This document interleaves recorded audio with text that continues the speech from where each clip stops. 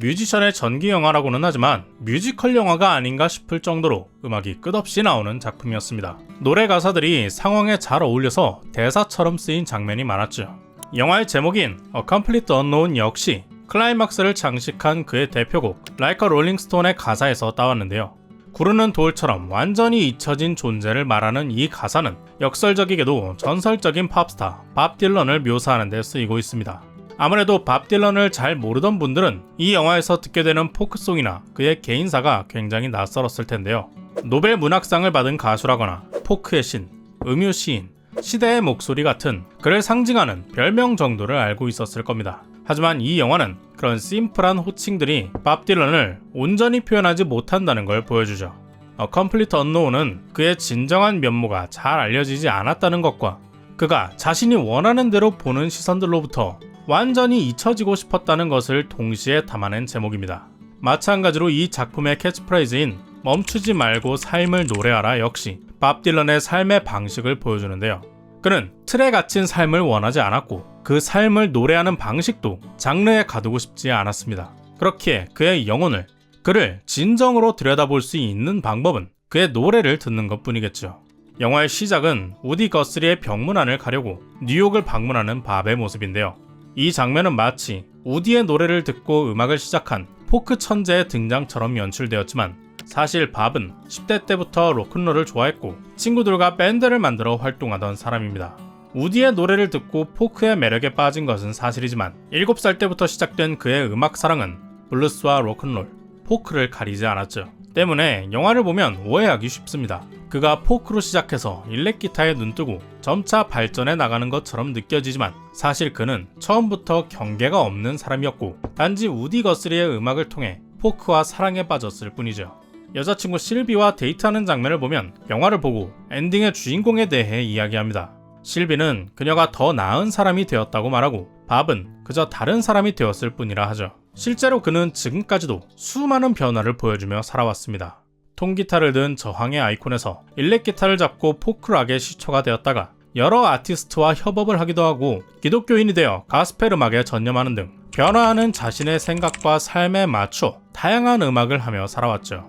때문에 그를 이끌어준 선배 피트 시거와 연인이자 협업관계였던 조안 바에즈와는 자연스럽게 다른 길을 걸을 수밖에 없었습니다. 이 두 사람이 하던 당시의 포크 음악은 사회운동과 깊게 연관된 저항정신이 담겨 있었기 때문이죠. 그래서 이들은 포크의 정체성에 예민하고 그 집단을 지키는 것을 중요하게 여깁니다. 65년 뉴포트 포크 페스티벌에서 무대에 오르기 전 피트가 밥을 찾아오죠. 티스푼으로 모래를 퍼담는 시소 이야기를 합니다. 밥 딜런이 삽을 가져왔다며 큰 도움이 될 거라 당부하는데요. 그러면서도 그는 밥이 보낸 새 앨범을 들어보지도 않고 짐작해 판단합니다. 두 사람은 포크에 대해 대화하고 있지만 한 사람은 문화와 사회운동을, 다른 한 사람은 음악과 예술을 말하고 있기에 서로 엇갈리는 상황이죠. 애초에 밥에게 시소는 균형을 맞추는 도구가 아닙니다. 시소가 상징하는 음악은 양쪽이 오르고 내리며 즐기는 일이죠. 결국 무대에서 일렉 기타를 세팅하고 Like a Rolling Stone을 공개한 밥은 엄청난 야유와 비판을 받습니다. 하지만 포크락이 탄생한 이 순간은 음악 역사상 중요한 분기점으로 평가되며 밥 딜런의 우상이었던 우디 거스리도 그것이 포크의 미래가 될 것이다 라며 그를 옹호했죠. 영화에서는 직접적인 말이 아니라 음악과 악기로 표현되었습니다.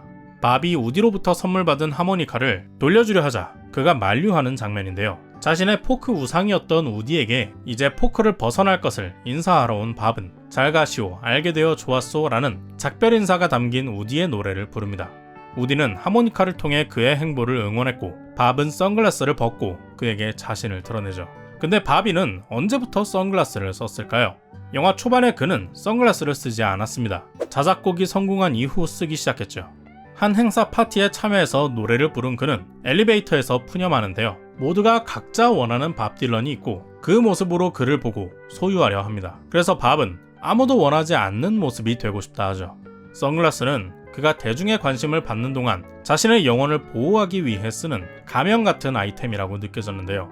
1962년 블로잉 인 더 윈드를 처음으로 관중들 앞에서 부르기 전에 밥은 이 노래는 저항가요나 그런 종류의 것이 아니라며 자신은 그런 노래를 쓰지 않는다 말합니다. 하지만 이 곡은 반전과 평화를 노래하는 저항가요로 받아들여지며 크게 흥행했죠. 밥은 이를 통해 포크계의 리더처럼 되어버립니다.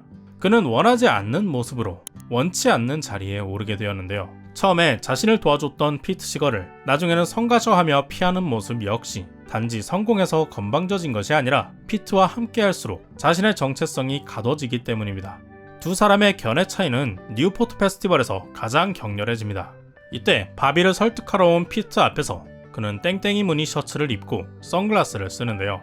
앞서 광대 같다며 비웃었던 옷을 입고 자신을 감추는 선글라스를 쓴 그는 피트를 다른 대중들처럼 대하고 있습니다. 둘 사이는 왜 이렇게 되었을까요?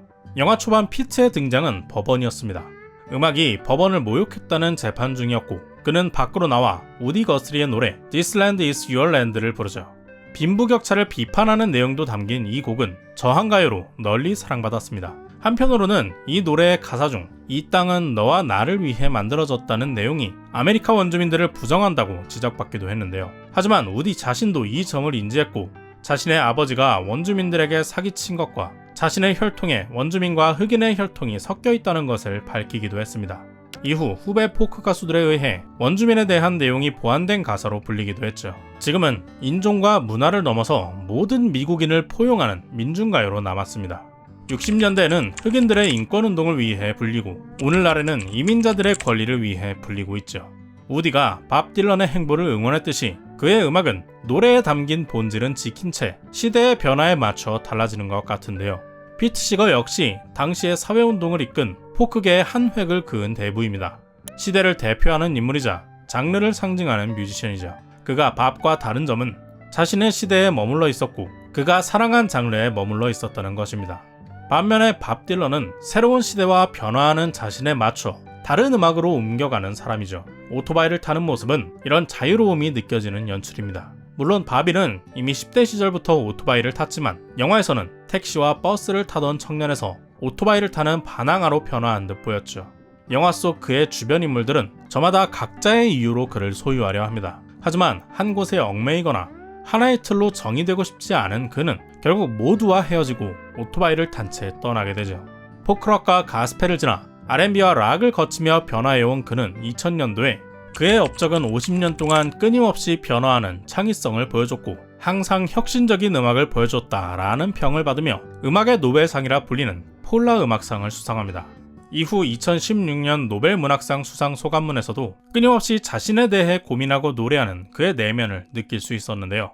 이제 80대에 전설이 된 그의 품속에는 여전히 우디 거스리의 하모니카가 있을 거라 생각한 저는 영삭입니다. 여러분의 생각은 어떤가요? 댓글로 남겨주세요.